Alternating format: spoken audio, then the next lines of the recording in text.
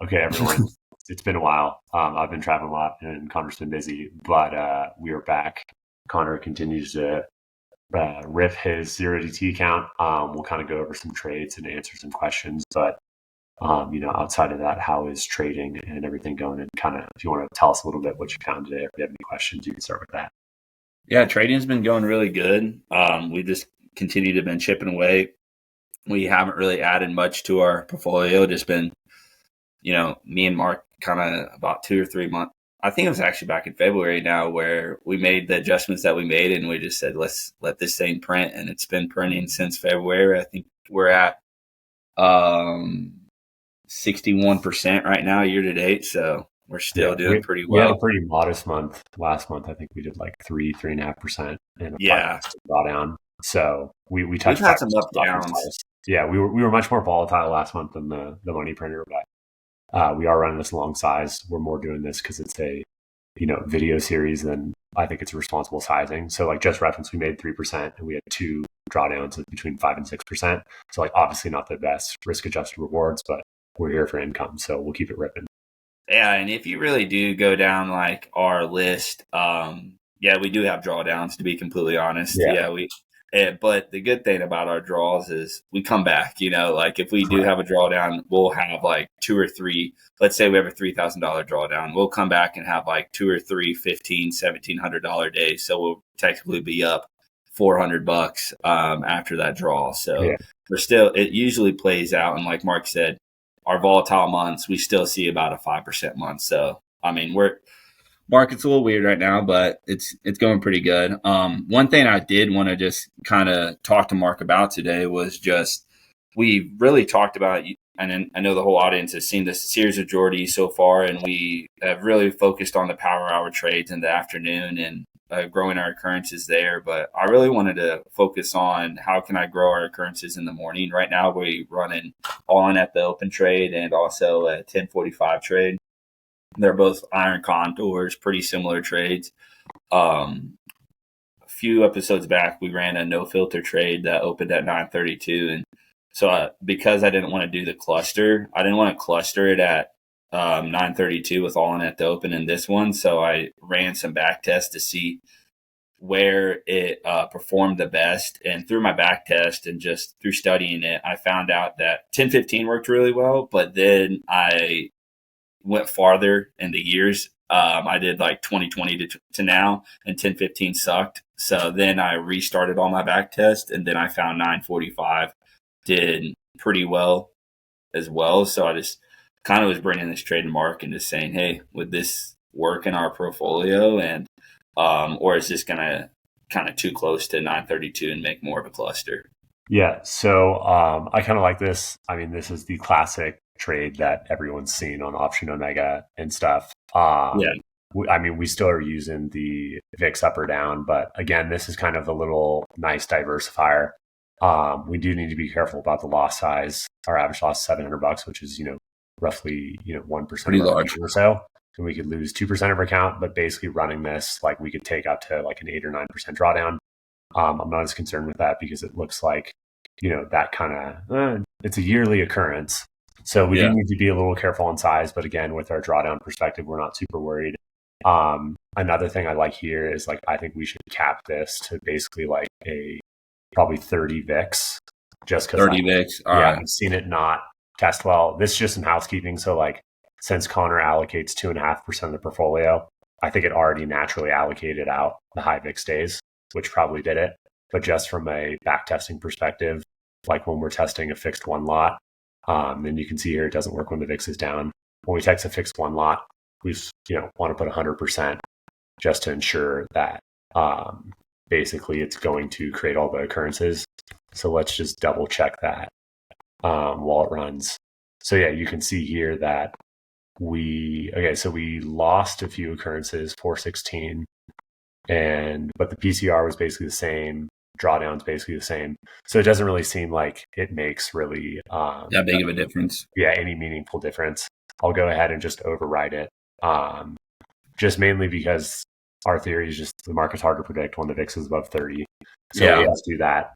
Also, the thing is, like I talked this on my last video, it's like this looks like a good trade But we have to consider that like this net lit curve here, except for, this year, which has obviously been kind of an anomaly with the Trump volatility, is like this generally isn't a P&L curve that psychologically probably feels real great to hold.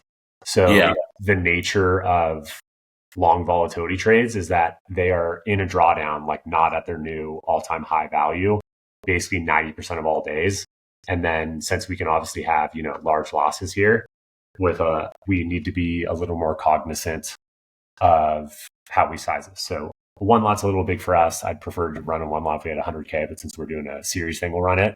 And then we just need to be aware that like since the equity curve looks like this, regardless of how good this is, it's tempting because, return on buying power, since we're buying this, let's say it costs roughly $2,000. And over the course of, 5 years, we basically went with using $2,000 of buying power a day to returning 40 grand. So like the return on capital is like, 2,000% or something ridiculous. So it's very tempting to size these large, but we need to understand that like psychologically, it's going to be tough to hold on to just based on how squiggly the net lit curve is. Where credit trade is more going to be 45. Your debit trades are going to go up and down. So this is very much a debit trade like return.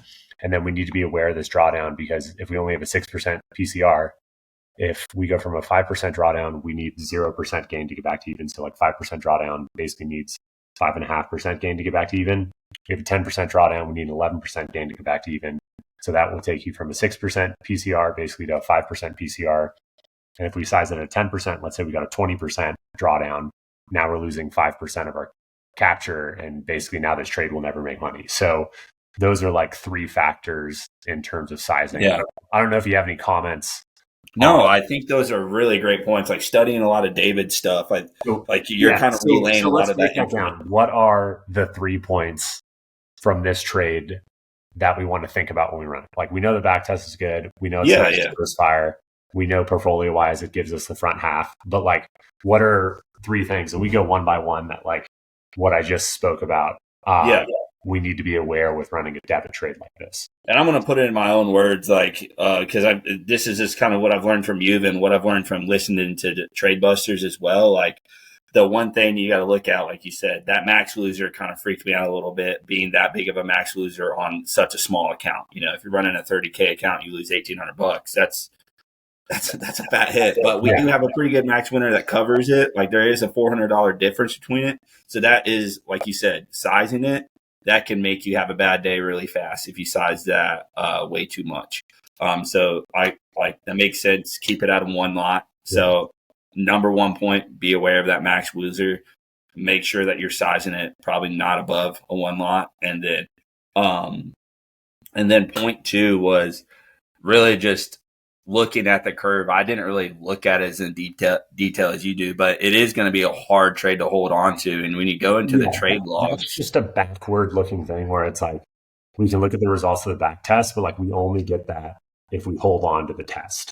And like psychologically, there's different ways to like, generate that. Like think of it as a credit trade is kind of like your base salary at a job. It's your health insurance. It's your 401k.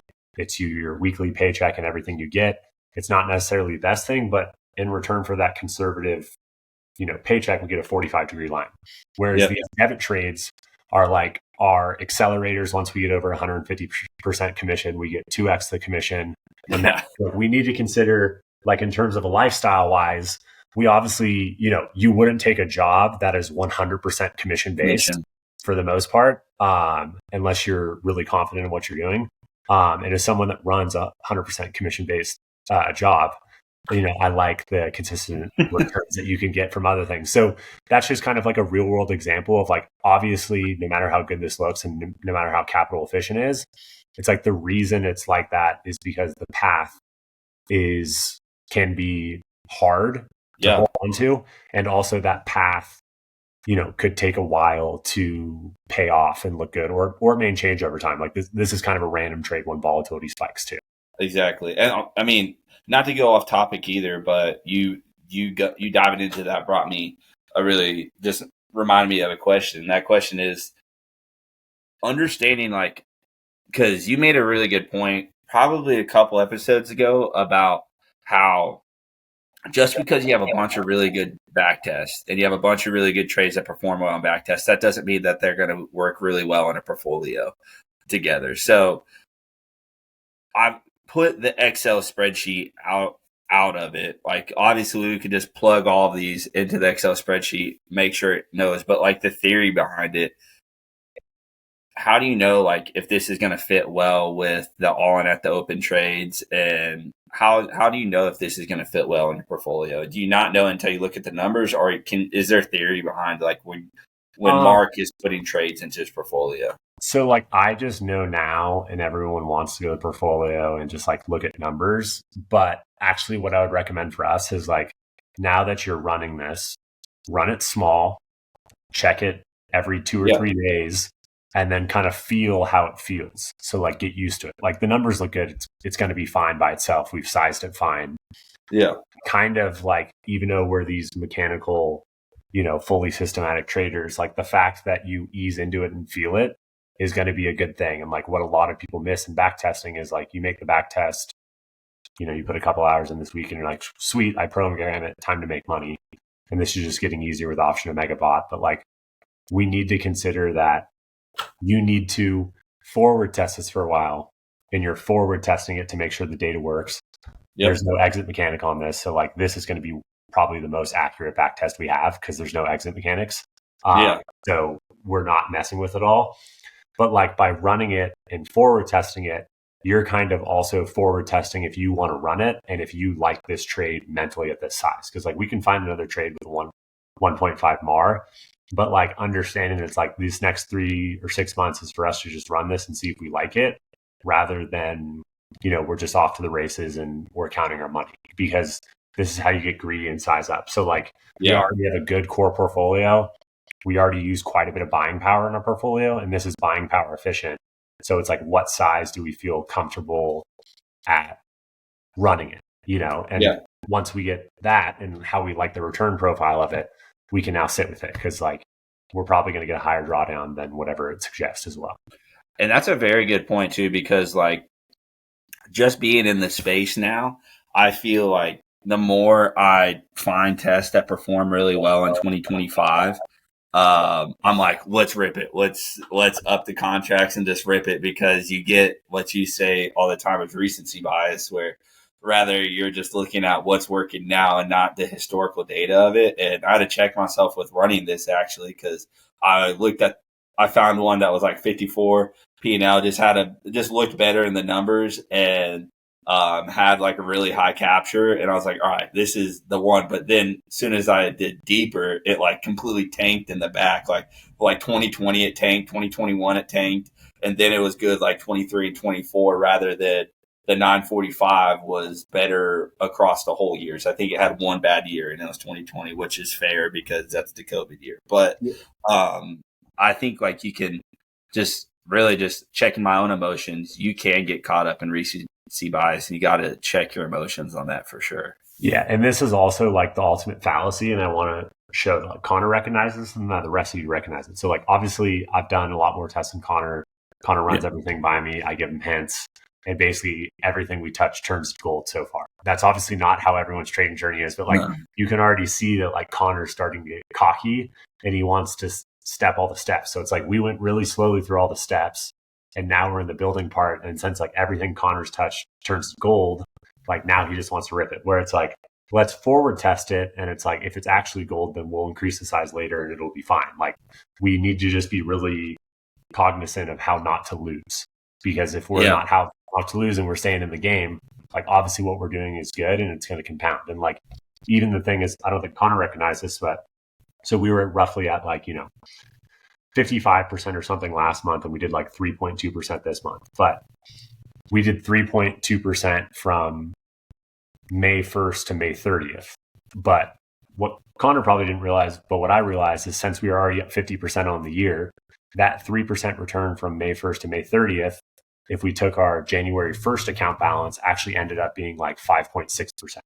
So it almost doubled the return from the compounding. So we were taking the same exact risk as we did when we hadn't made any money. We had like a 40 grand account. And by making 3% of the month, we actually returned like 5.6% from our initial account balance. So it's like and this is when we look at that chart, it's like it'll show the option of mega test. Logarithmically is when we're bringing in the things, and then geometrically it like he gets that hockey stick type turn. So like we're starting to be in that hockey stick turn of the compounding, and we'd like to just not interrupt that, because if we did another 50% over the next year, that 3% month would be like 10% of our initial capital year. Yeah. And but we're taking the same exact risk of a one lot, like whatever. Well, it's not a one lot, but like, let's say we're risking up to 2% of our account in debit a day. Like we're risking the same every single day, and our max drawdown can't get any bigger than, that 2-lot size, but our compounding just geometrically increases. And it's like, that's really the key to the options and the systematic wealth. Cause it's like, people buy the dip and make 40% a month, but they have so much volatility in their portfolio, it's hard for them to compound. They're essentially gambling. Whereas like, we're just playing smooth and consistent. Almost think of it as like at the beginning of like if anyone has a 15 or 30 year mortgage, like you see in the first year, you pay $4,000 and like 3,700 of it goes to interest expense and taxes. And then like year 20, you pay $4,000 and like only $1,000 goes to interest, and then $3,000 is going down to paying down your loan. So like we're starting to be in the phase of paying down our loans. So like all the money we make is significantly more valuable. And like I would encourage you to think about it that way, Connor, rather than being like, how do we get another 60% in like 3 months? Because like we're already in the wealth creation phase. You just have to see the forest through the trees. And like, that's why I sized it really big to start, because I wanted to get there. Now we're chilling. Turn. Yeah. That makes sense though, too, because like if I peel back the numbers of the trade log, like if you go into our month of May, and if we sized May wrong, we could have been screwed in May, because there's so many.